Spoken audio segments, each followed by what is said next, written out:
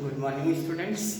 हम बात करेंगे, हम बात करने वाले थे इसके पहले जो हम लोग ने पढ़ा था, इसके पहले हम लोग ने पढ़ा था, हम बात कर रहे थे रेशियो की बात किए थे, जिसमें रेशियो में हम लोग पढ़े थे क्वेश्चन नंबर 1 से लेकर के क्वेश्चन नंबर 20 तक। फिर बात कर रहे थे हम लोग अकाउंटिंग ट्रीटमेंट ऑफ गुडविल का।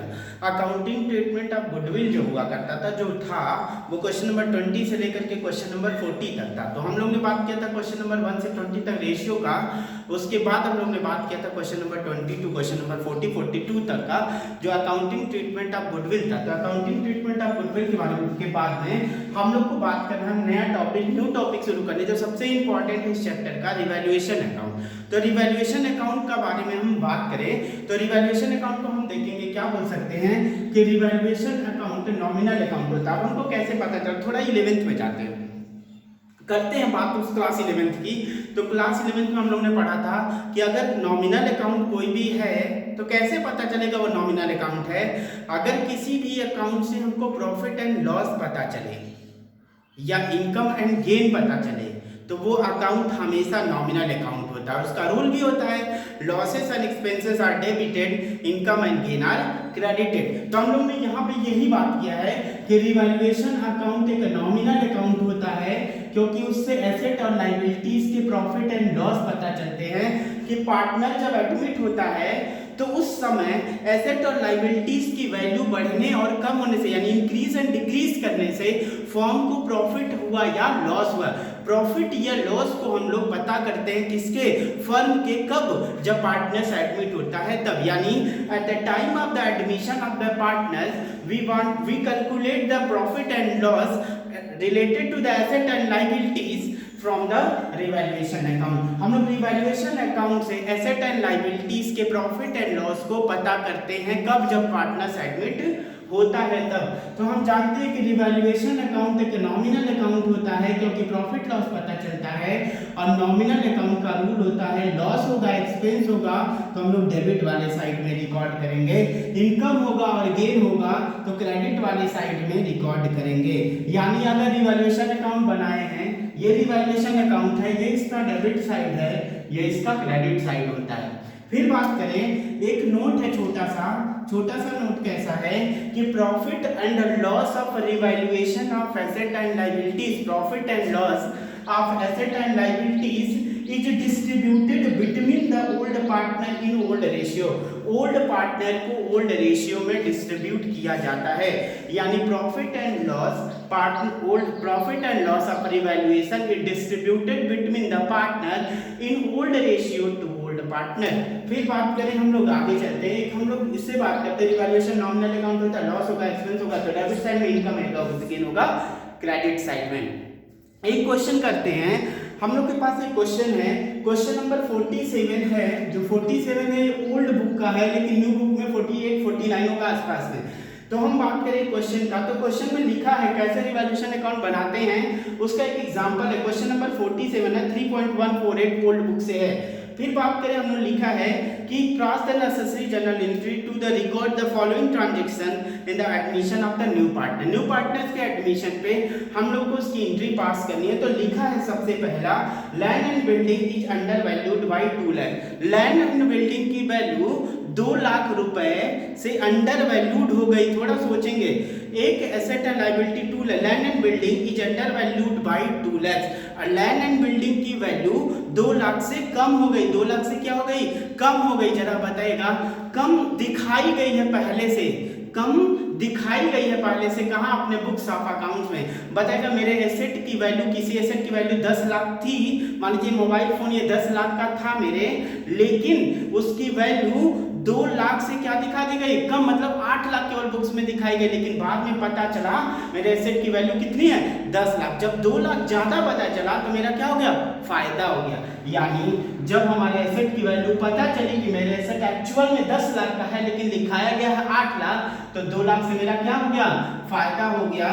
यानी कहा है land and building, land and building कितने से फायदा हो गया, 2 लाख से। क्यों फायदा हो गया, क्योंकि 8 लाख का एसेट था, उसको बुक्स ऑफ अकाउंट्स में कितना दिखा दिया गया, गलती से 10 लाख का एसेट था, गलती से 8 लाख दिखा दिया गया, मतलब 2 लाख से फायदा हो गया। फिर बात कर रहा है कि स्टॉक की ओवर वैल्यूड बाई 20%। स्टॉक की वैल्यू ओवर वैल्यू की गई है 20% से, मतलब उसकी वैल्यू कम है लेकिन गलती से ज्यादा दिखा दी गई। बताएगा एसेट की वैल्यू कम है लेकिन गलती से ज्यादा दिखा दी गई, तो फायदा हो गया कि नुकसान? क्या हो गया? नुकसान हो गया। तो कहां दिखाना चाहिए? Losses and expenses are debited. तो टू स्टॉक, अब बात करेंगे यहाँ पे लिखा उसकी बुक वैल्यू कितनी है? 60,000 है। कितने से ओवर वैल्यू किया गया है? 20% ज्यादा करके दिखा दिया गया, मतलब ये 60,000 बैलेंस शीट में दिखाया गया है, तो कितने पे दिखाया गया होगा? 120% पे दिखाया गया होगा। क्यों? क्योंकि 100% तो उसकी वैल्यू होगी, 20% ज्यादा करके दिखा दिया गया, तो 120 पे दिखाई गई, 120 पे दिखाई गई। हमको वैल्यू किस पर चाहिए? 20 पर चाहिए। तो इसको सॉल्व करें तो ये 20 से 6 कट हो गया, ये आ गया 10,000। मतलब स्टॉक की वैल्यू गलती से 10,000 कम करके ज्यादा करके दिखा दी गई है, तो हमारे लिए क्या हो गया? नुकसान हो गया, लॉस हो गया। तो losses and expenses are debited. फिर है third, provision is to be made for compensation of 20,000 to an ex employee. एक कोई एक्स एम्प्लॉय है, पुराना एम्प्लॉय है कंपनी का, उसको हम कंपनसेशन पेड करने के लिए प्रोविजन बनाते हैं।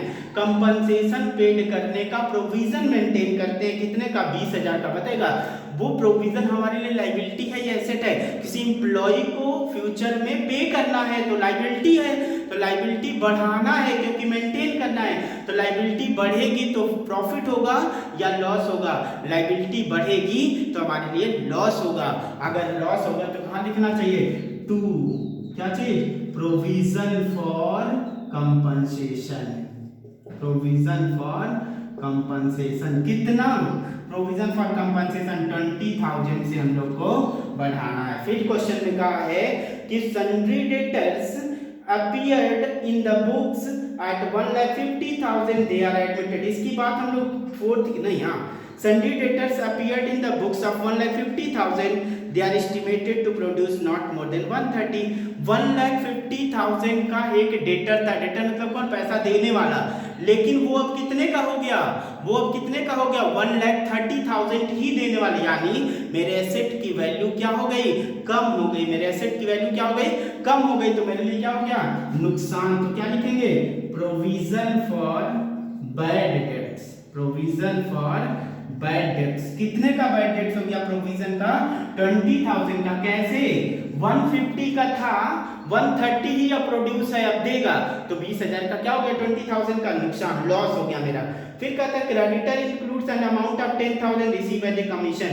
कहता है क्रेडिटर है जिसको हमको पैसा देना है, वो कहता है कि पैसा दो, 10,000 का, 10,000 का डिस्काउंट देंगे, तो वो डिस्काउंट हमको मिलेगा, तो मेरे लिए क्या होगा? मेरे लिए प्रॉफिट होगा। तो income and gain are credited. तो लिखेंगे क्या? By creditor discount. Creditor discount कितना? 10,000। ठीक है। नेक्स्ट क्वेश्चन में कहा है ए बिल्स ऑफ एक्सचेंज 40,000। इसकी बात हम लोग बाद में करेंगे, 6 वाला सबसे लास्ट में समझाएंगे, फिर आते हैं हम लोग 7th में। The value of the machinery is to be decreased to 1,20,000। जरा समझेंगे थोड़ा सा। Value of machinery is to be decreased to 1,20,000। Machinery की वैल्यू 1,20,000 तक लाई गई है। उसकी बुक वैल्यू दी है बुक क्वेश्चन में कितना? 2 लाख। 2 लाख की मशीनरी थी, 1,20,000 हो गई, तो मशीनरी हमारे लिए एसेट होता है, उसकी वैल्यू 80,000 से कम हो गई, तो हमारे लिए क्या हो गया? नुकसान। तो कहां दिखाना है लॉस को? To machinery. कितना? 80,000। कैसे? 2 लाख का था, 1,20,000 उसकी वैल्यू हो गई, तो 80,000 से क्या हो गया? कम हो गई उसकी वैल्यू, इसलिए क्या हो गया? Losses and expenses are debited. Next point में कहता है value of machinery is to be decreased by 1,20,000। 2 और 5 में फर्क, सारे स्टेटमेंट सेम, लेकिन 2 इसमें पहले वाले, इसके पहले वाले में क्या लिखा था? 2, इसमें क्या लिखा? बाय मतलब क्या होता है? 1,20,000 से कम हो गई, मतलब 1,20,000 से कम हो गई, तो हमारे लिए क्या हो गया? 1,20,000 का नुकसान हो गया। तो टू मशीनरी 1,20,000। ध्यान देंगे 2 लिखा था, मतलब उसकी वैल्यू 1,20,000 हो गई, 2 लाख की वैल्यू 120 हो गई, तो 80,000 का लॉस।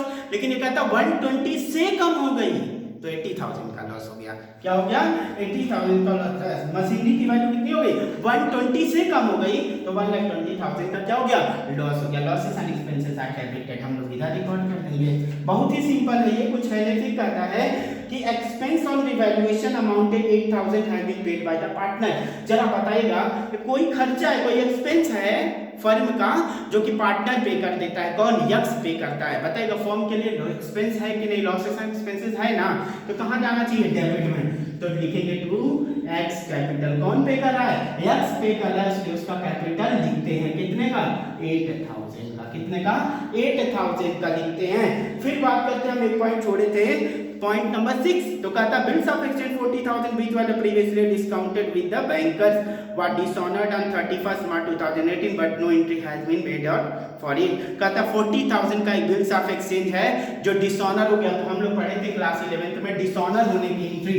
तो डिसऑनर होने की एंट्री क्या हो जाएगी? Debtor account debit, debtor account debit to bank account, to bank account. कितने से? 40,000 का। जरा पता है रिवैल्यूएशन से कोई मतलब है क्या? नहीं मतलब है ना, तो रिवैल्यूएशन अकाउंट में नहीं आएगा। बन गया मेरा रिवैल्यूएशन अकाउंट। ये जोड़ेंगे टोटल 2,10,000, इन सबको जोड़ेंगे टोटल को, तो इसको टोटल को हम लोग सम कर लेंगे तो कितना आने वाला है? इसको सम करके हम लोग क्या निकालेंगे? प्रॉफिट एंड लॉस पता कर लेंगे उससे।